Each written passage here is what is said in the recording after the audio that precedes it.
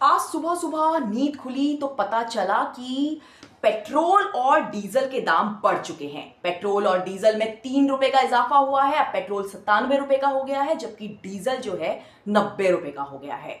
तो इसी तरह से कल जब आंख खुली थी तो पता चला था कि दूध के दाम बढ़ा दिए गए हैं। दूध के दाम 2 रुपए प्रति लीटर बढ़ाए गए थे। तो सरकार हर दिन किसी ना किसी जरूरी सामान पर जो जनता के लिए जरूरी है उसको महंगा कर रही है। ऐसा क्या हो गया सडनली? दरअसल सरकार जानती थी कि महंगाई हो रही है, लेकिन चुनाव की वजह से इसको जनता से छुपाया गया।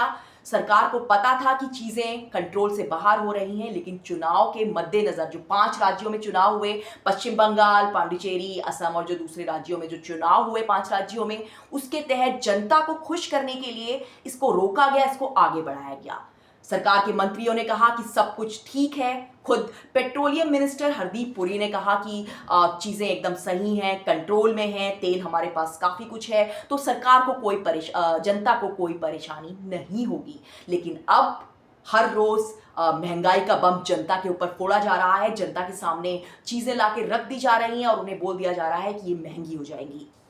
ये अभी शुरुआत है। जैसा कि खुद बताया, सरकार की तरफ से ये बताया गया, पेट्रोलियम मिनिस्टर की तरफ से, कि कुछ दिन पहले तक बिकॉज ऑफ चुनाव की वजह से, इलेक्शन की वजह से ये हुआ आखिर कि 10 रुपए एक्साइज ड्यूटी जो है वो सरकार की तरफ से दी जा रही थी, जिसका काफी ज्यादा बोझ सरकार के फंड पे पड़ रहा था और फंड कम हो रहा था। तो अब उसको जनता से वसूल किया जाएगा। पेट्रोल और डीजल के दाम बढ़ा दिए जाएंगे, और पेट्रोल और डीजल के दाम बढ़ाना मतलब बाकी सब चीज़ों के दाम बढ़ना, कई और चीज़ों की महंगाई की मार जनता के ऊपर डालना। और ये मैं नहीं कह रही हूँ, ये अनुमान ऐसा है, एक्सपर्ट्स ऐसा मान रहे हैं कि बहुत जल्दी हो सकता है, आने वाले बहुत जल्दी ही आपको नई और कई चीज़ों में महंगाई देखने को मिले। मैं आपको बताऊंगी क्या क्या चीज़ें महंगी हो सकती हैं, लेकिन उसके पहले आप जान लीजिए कि आखिर क्यों ऐसा हो रहा है, क्यों ये महंगाई है। प्रधानमंत्री नरेंद्र मोदी ने थोड़े टाइम पहले एक अपील की थी जनता से कि आप पेट्रोल और डीजल में कटौती करिए, आप सोना चांदी मत खरीदिए, और यहाँ तक कि उन्होंने कहा था कि पेट्रोल डीजल तो छोड़िए, आप घर में खाने में तेल भी मत इस्तेमाल करिए, आप तेल भी कम कटौती कर लीजिए। तो इस तरह की बात प्रधानमंत्री नरेंद्र मोदी ने जनता से की थी और अपील की थी जनता से। तो ये बड़ी हैरानी वाला मामला था, क्योंकि सरकार पहले से ही जानती थी कि सब कुछ सरकार के नियंत्रण से बाहर हो चुका है।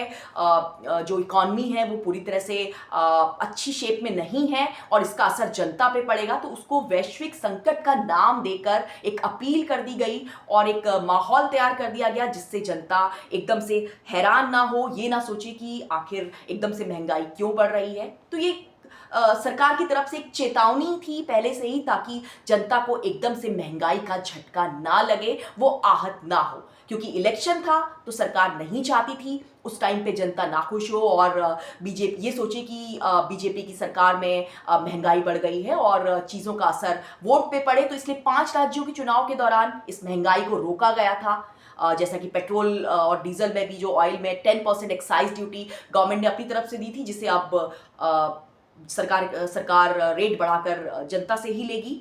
और आगे भी ये बोल सकते हैं कि पेट्रोल एक्सपर्ट का मानना है कि पेट्रोल और डीजल के दाम और बढ़ सकते हैं। सिर्फ 3 रुपए में ही नहीं, ये जाके और ज्यादा आगे बढ़ेगा, 7 रुपए, 10 रुपए, कितना भी ज्यादा अभी इसमें इजाफा हो सकता है। लेकिन सवाल ये है कि ऐसे वक्त में सरकार क्या कर रही है। मैं आपको बता दूं, ऐसा नहीं है कि इसको निपटने के लिए चीजें नहीं हो सकती, बिल्कुल संभव है। अभी 2 दिन पहले ही रूस की तरफ से एक भारत के लिए एलएनजी का कार्गो भारत भेजा गया था, ताकि जो सप्लाई है सीएनजी की, पेट्रोल की, डीजल की, ऑयल की, उसमें प्रॉब्लम ना हो। लेकिन सरकार ने उस कार्गो को ठुकरा दिया। सिर्फ इसलिए ठुकरा दिया गया, ये रशिया के कार्गो को सिर्फ इसलिए मना कर दिया गया क्योंकि सरकार नहीं चाहती थी कि अमेरिका इस बात से नाराज हो।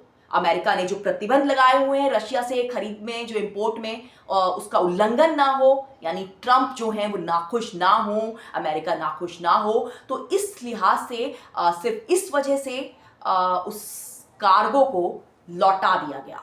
सिर्फ इसलिए, और जिससे कि अगर वो हमारे देश में आता तो काफ़ी मदद हो सकती थी अगर चीज़ें होती, लेकिन ऐसा नहीं किया गया। इसी तरह कुछ समय पहले, अभी थोड़े टाइम पहले ही, ईरान ने अ, खाद को लेकर एक बड़ी खेप भारत में भेजी थी भारत की मदद के लिए, लेकिन भारत सरकार ने उसे रिजेक्ट कर दिया, उसे वापस कर दिया, उस खेप को लौटा दिया। और ये भी, इसकी वजह भी यही थी कि अमेरिका नाराज ना हो, अमेरिका को ऐसा ना लगे कि भारत जो है वो ईरान से मदद ले रहा है, और इसलिए भारत ने उस कार्गो की खेप को लौटा दिया। तो सोचिए, जो चीज़ें सॉल्व की जा सकती हैं, जिनका समाधान है, जहां मदद मिल सकती है, उसे भी सरकार ठुकरा रही है, क्योंकि अमेरिका को खुश करना है, अमेरिका ट्रंप को खुशी देनी है, ट्रंप को नाखुश नहीं करना है, दोस्ती निभानी है। सिर्फ इसलिए जनता के ऊपर इस तरह का बोझ डाला जा रहा है। इलेक्शन था तो महंगाई नहीं बढ़ी, लेकिन अब एक के बाद एक कई चीज़ें महंगी हो सकती हैं, और जो मदद है वो भी नहीं ली जा रही है। तो सबसे पहले आप देख लीजिए, जान लीजिए कि क्या क्या चीज़ें जो हैं वो महंगी होंगी।